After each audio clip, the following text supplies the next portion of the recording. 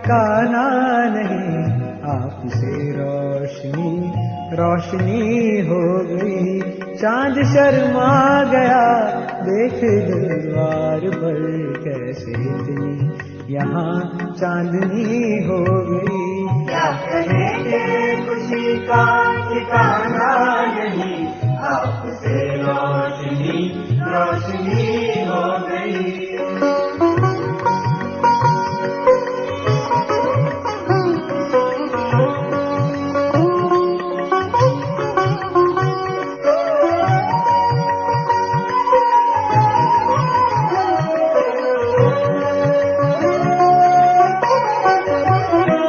छोड़कर निज वतन ब्रह्मतन में मिले, ये नजर पाए जो भाग्य उसके खुले। छोड़कर निज वतन ब्रह्मतन में मिले, ये नजर पाए जो भाग्य उसके खुले। ज्ञान सागर में आकर नहाया है जो, उसकी तो जिंदगी जिंदगी हो गई।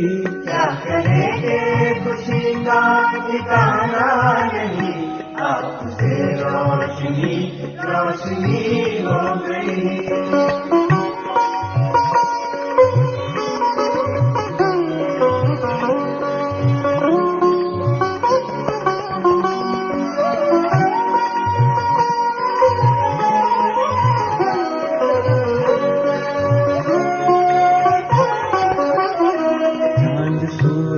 सितारे सभी आ गए, वो नखत सब गगन के यहाँ छा गए। चांद सूरज सितारे सभी आ गए, वो नखत सब गगन के यहाँ छा गए। शिव के संग सारा ब्रह्मांड ही आ गया, जैसे बेहद गगन ये जमी हो गई। क्या कहेंगे खुशी का ठिकाना नहीं, आपसे रोशनी रोशनी हो गई। चांद शर्मा गया देख दरबार पर, कैसे इतनी यहाँ चांदनी हो गई। क्या कहे के खुशी का ठिकाना नहीं, आपसे रोशनी रोशनी हो गई। आपसे रोशनी रोशनी हो गई, आपसे रोशनी रोशनी हो गई।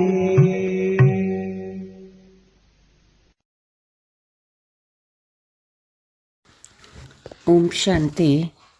మధురమైన పిల్లలు, ఎప్పుడైతే మీ బుద్ధి యోగము దేహ సహితంగా దేహపు సర్వ సంబంధాల నుండి తెగిపోయి ఉంటుందో, అప్పుడే మీరు అవ్యభిచారి ప్రేమ ఒక్క బాబాతో జోడింపబడి ఉండగలదు. ప్రశ్న: పిల్లలు, మీ రేస్ ఏమిటి? ఆ రేసులో ముందుకు వెళ్ళేందుకు ఆధారం ఏమిటి? జవాబు: పాస్ విత్ హానర్ అవ్వడమే మన రేసు. ఈ రేసుకు ఆధారము బుద్ధి యోగము. బుద్ధి యోగము ఎంత బాబాతో జోడించబడి ఉంటుందో అంతగా పాపాలు అంతమైపోతాయి. స్థిరమైన అఖండమైన సుఖశాంతిమైన 21 జన్మల రాజ్యము ప్రాప్తి అవుతుంది. దీనికోసమే పిల్లలు నిద్రను జయించేవాళ్ళుగా అవ్వండి. ఒక గడియ అరగడియ స్మృతిలో ఉంటూ అభ్యాసం పెంచుకుంటూ పోండి. స్మృతి రికార్డును ఉంచండి. బాబా సలహా ఇస్తారు. పాట: వారు మా నుండి దూరం కాలేరు. పిల్లలు పాట విన్నారు. ఇప్పుడు పిల్లలు మీ ప్రేమ బేహద్దు తండ్రి అయిన శివునితో బంధించబడి ఉన్నది. బీకేలు మీరు వారిని తాత అని అంటారు. తమ తండ్రి తాతల వృత్తిని గూర్చి తెలియని మనుషులెవరూ ఉండరు. మనమంతా బ్రహ్మ కుమారి కుమారులము. ఇంతమంది అనగలిగే సంస్థ ఇంకేమీ ఉండదు. మాతలు కుమారీలు కారు. బ్రహ్మ కుమారీలుగా ఎందుకు పిలువబడతారు? బ్రహ్మముఖ వంశావళి. ఇంతమంది కుమారులు ప్రజాపిత బ్రహ్మ ముఖ వంశావళి అయినారు. ఒకే తండ్రి పిల్లలు బ్రహ్మ కర్తవ్యంను కూడా తెలుసుకోవాలి. బ్రహ్మ ఎవరి సంతానము? శివుని సంతానము. శివుని ముగ్గురు పిల్లలైన బ్రహ్మ, విష్ణు, శంకర్లు మూలవతన్వాసీలు. ప్రజాపిత బ్రహ్మ స్థూలవతన్వాసి కావాలి. ఇంతమంది ప్రజాపిత బ్రహ్మ ముఖ వంశావళులు అని అంటారు. వారు కుక వంశావళీలైతే కాలేరు. వీరు గర్భం ద్వారా జన్మించిన వారు కాదు. ఇంతమంది బ్రహ్మ కుమారులు ఎలా పిలువబడుతూ ఉన్నారు అని బాబా మిమ్మల్ని అడగరు. మాతలు కూడా బ్రహ్మ కుమారీలు. మరి తప్పకుండా బ్రహ్మ పిల్లలు బ్రహ్మముఖ వంశావళులు. వీరంతా ఈశ్వరుని సంతానము. ఈశ్వరుడు ఎవరు? పరంపిత పరమాత్మ రచయిత. వారు దేనిని రచిస్తారు? స్వర్గాన్ని తప్పకుండా తమ పుత్ర పౌత్రుల ద్వారా స్వర్గ వారసత్వాన్ని ఇస్తారు కదా.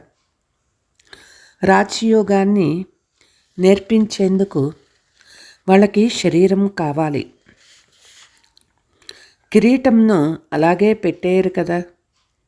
శివబాబా కూర్చొని బ్రహ్మముఖ వంశావళీలకు మళ్ళీ రాజయోగాన్ని నేర్పిస్తారు. ఎందుకంటే వారు స్వర్గస్థాపన చేస్తారు. లేకపోతే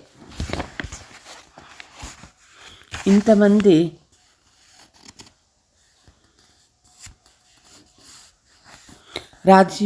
బ్రహ్మ కుమారీలు ఎక్కడ వస్తారు? ఇది ఆశ్చర్యము. ఎవరైనా ధైర్యంగా అడగను కూడా అడగరు. ఎన్ని సెంటర్లు ఉన్నాయి? మీరు ఎవరు? మీ పరిచయాన్ని ఇవ్వండి అని అడగాలి. ప్రజాపిత బ్రహ్మ కుమారులు శివుని మనవరాళ్ళు. స్పష్టంగా ఉన్నది. మనం వారి పిల్లలమైనాము. వారిపై మనకి ప్రేమ ఉంది. అందరి నుండి ప్రేమను మరియు బుద్ధి యోగాన్ని తెంచి ఒక్కరితోనే జోడించండి అని శివబాబా అంటూ ఉన్నారు. నేను బ్రహ్మ ద్వారా రాజయోగాన్ని నేర్పిస్తాను. బ్రహ్మ కుమారులైన మీరు వింటున్నారు కదా. ఇది ఎంతటి సహజమైన స్పష్టమైన విషయము.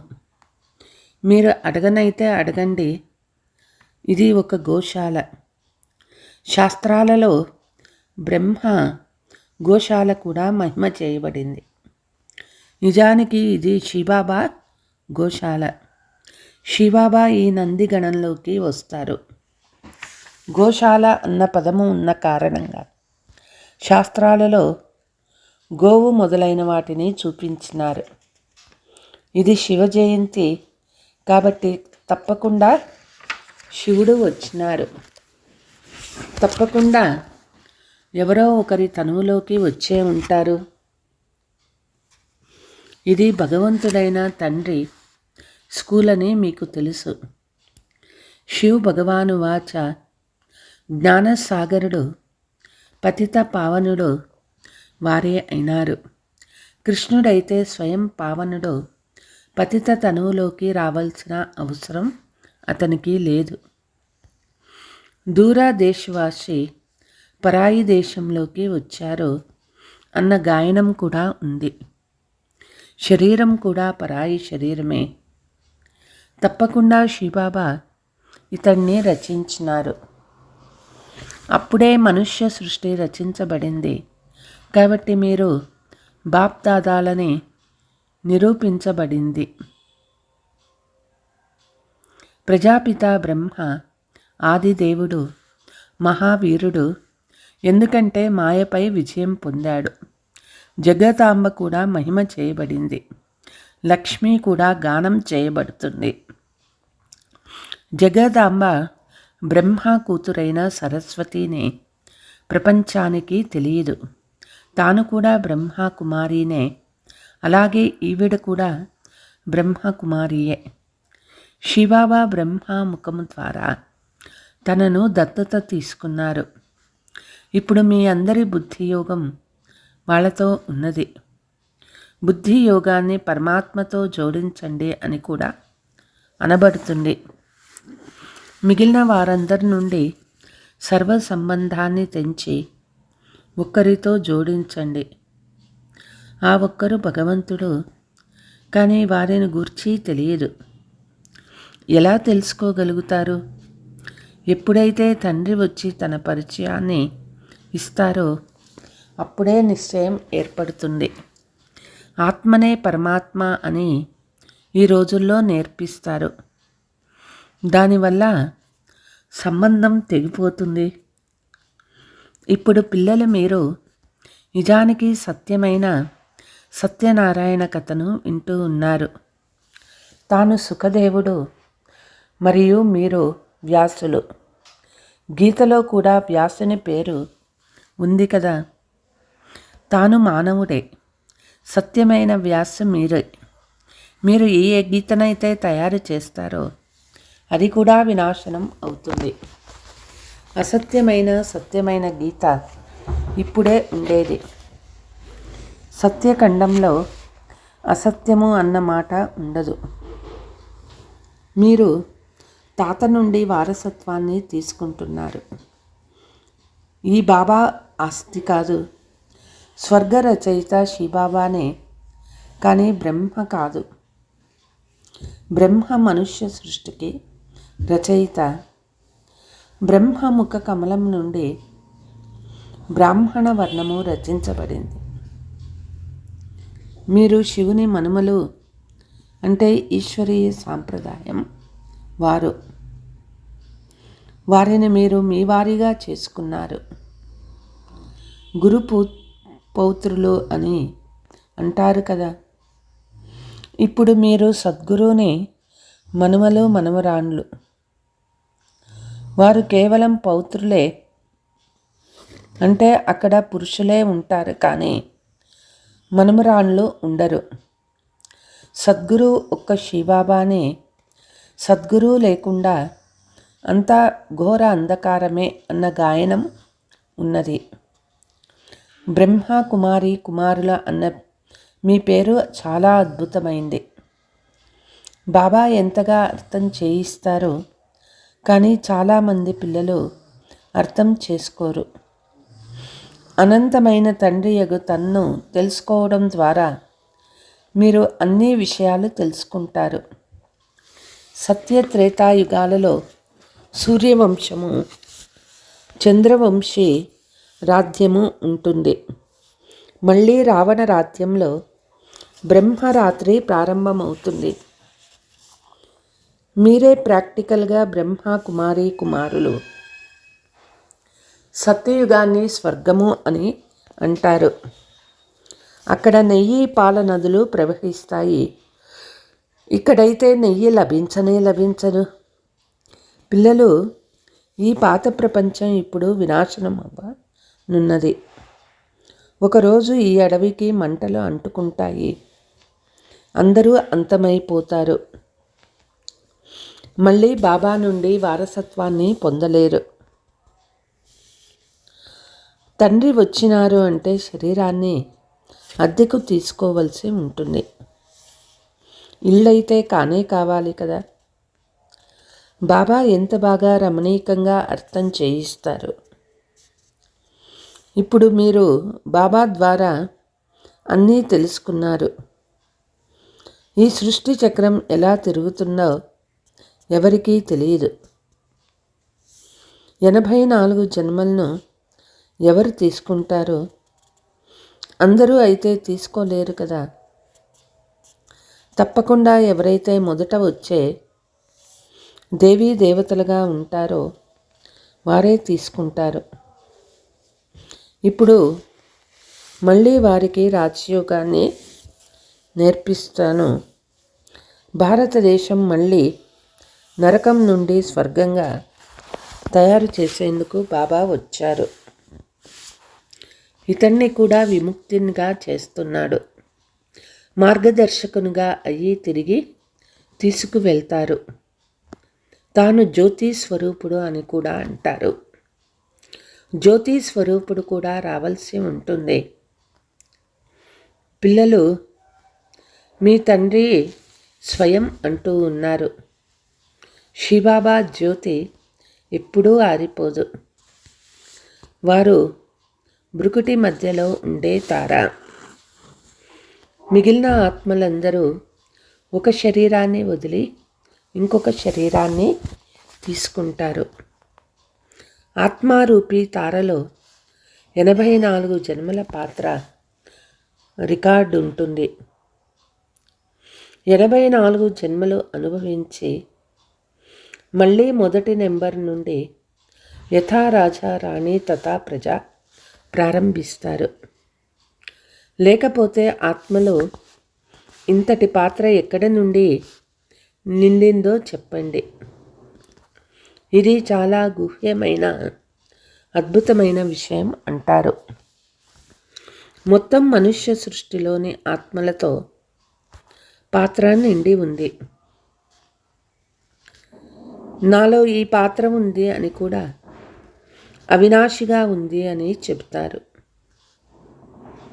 ఇందులో ఎటువంటి మార్పు జరగదు. తండ్రి పాత్రను గురించి బ్రహ్మ కుమారులకు తెలుసు.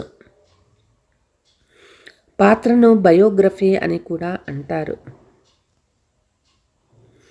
ప్రజాపిత బ్రహ్మ ఉన్నప్పుడు మరి తప్పకుండా జగదాంబ కూడా ఉంటుంది కదా. తాను కూడా శూద్రుడి నుండి బ్రాహ్మణునిగా అయింది. మన బుద్ధి యోగము బాబాతో జోడించబడి ఉన్నది. మనకు ఒక్కరితో ప్రేమ ఉందని పిల్లలకి తెలుసు. అవ్యభిచారి ప్రేమ ఏర్పడడంలో పెద్ద సమయం పట్టదు. పిల్లి రూపంగా ఉన్న మాయ కూడా తక్కువేమీ కాదు. కొందరు స్త్రీలకు పరస్పరం ఈర్ష్య ఏర్పడిపోతుంది. అలాగే మనం కూడా శివబాబాతో ప్రేమను ఉంచితే మాయకు ఈర్ష్య కలుగుతుంది. కాబట్టి తుఫాన్లు తీసుకువస్తుంది. మీరు 25 ఆటలో పూర్తిగా ఫెయిల్ అయ్యారనుకుంటారు. కానీ మాయారూపి పిల్లి 3 పడేలా చేస్తుంది. గృహస్థ వ్యవహారంలో ఉంటారు.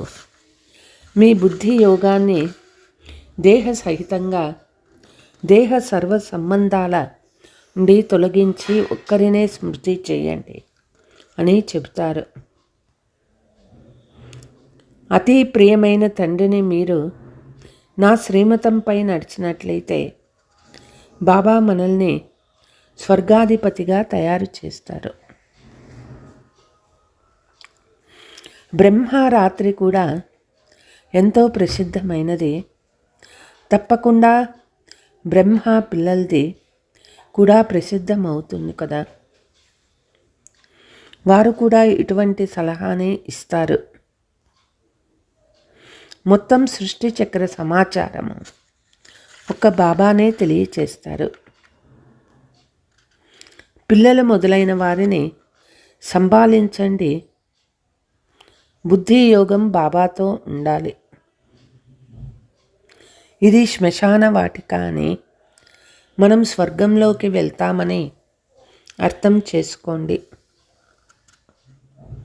ఇది ఎంత సహజమైన విషయమో.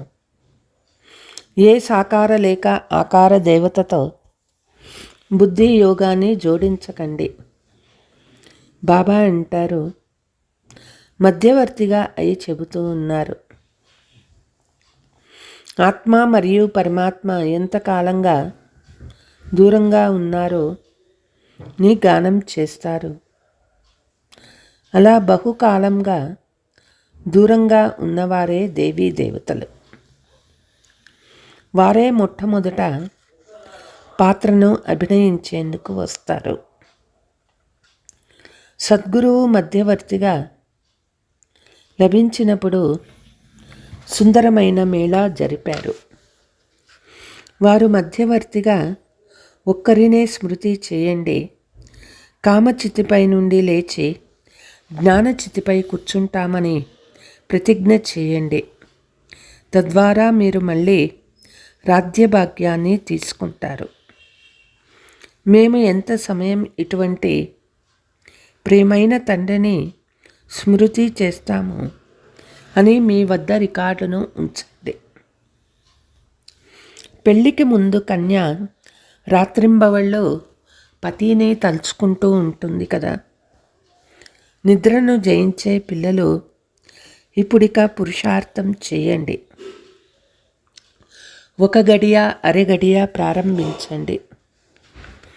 మెల్లమెల్లగా పెంచుతూ పోండి. తండ్రితో యోగం జోడించినట్లయితే పాస్ విత్ హానర్గా అవుతారు. ఇది బుద్ధి రేసు. సమయం పడుతుంది. బుద్ధి యోగం ద్వారానే పాపాలు అంతమవుతాయి. మీరు స్థిరమైన అఖండమైన సుఖశాంతిమైన రాజ్యాన్ని 21 జన్మలు పొందుతారు. దీనిని మీరు కల్పపూర్వం కూడా చేశారు. ఇప్పుడు మళ్ళీ రాజ్యభాగ్యాన్ని తీసుకోండి. కల్పకల్పము మనమే స్వర్గాన్ని తయారు చేస్తాము, రాజ్యం చేస్తాము. మళ్ళీ మాయ మనల్నే నరకవాసీలుగా తయారు చేస్తుంది. ఇప్పుడు మనం రామ సంప్రదాయానికి చెందినవారం. మనకి వారిపై ప్రేమ ఉన్నది. బాబా మనకి తమ పరిచయం ఇచ్చారు. బాబా స్వర్గ రచయిత, మనం వారి పిల్లలము. నరకంలో నుండి ఎందుకు పడి ఉన్నాము? తప్పకుండా ఎక్కడో స్వర్గంలో ఉండేవాళ్ళము. తండ్రే స్వర్గాన్ని రచించారు.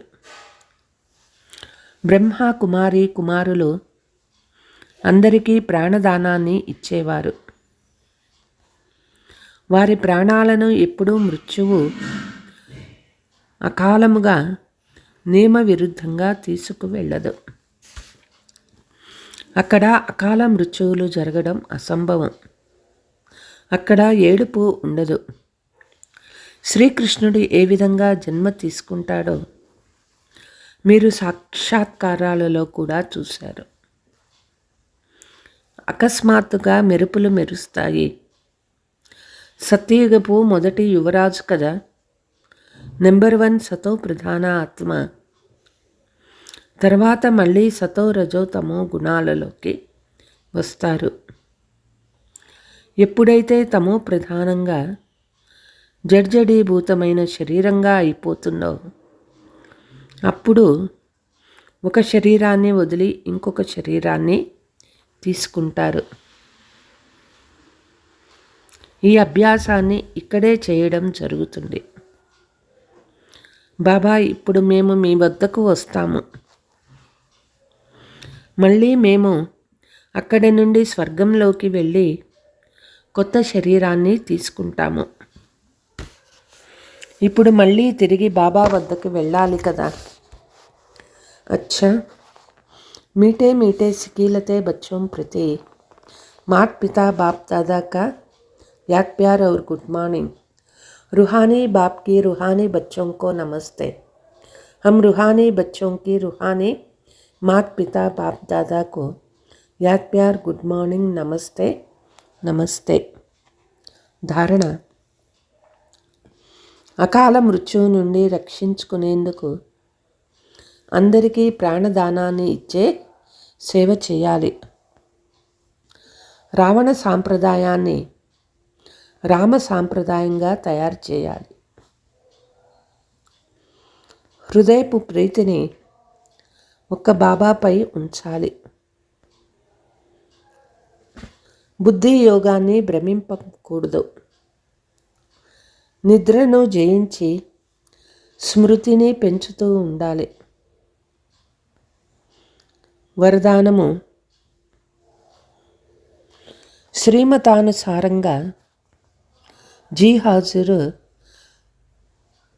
అంటూ హజూర్ని హాజరుగా అనుభవం చేసే సర్వప్రాప్తి సంపన్న భవ. ఎవరైతే ప్రతి విషయంలో శ్రీమత్ ప్రమాణంగా జీ హాజర్ అంటారో తండ్రి పిల్లల ముందు హజూరు అవుతారు. ఎప్పుడైతే హాజరు అవుతారో ఏ విషయంలోనూ లోటు ఉండదు. సదా సంపన్నమైపోతారు. దాత మరియు భాగ్య విధాత ఇద్దరి ప్రాప్తుల భాగ్యపు నక్షత్రము మస్తకపంపై మెరుస్తూ ఉంటుంది. స్లోగన్: పరమాత్మ వారసత్వానికి అధికారులుగా అయి ఉన్నట్లయితే అధీనత మీలో రాదు. అచ్చా. ఓం శాంతి.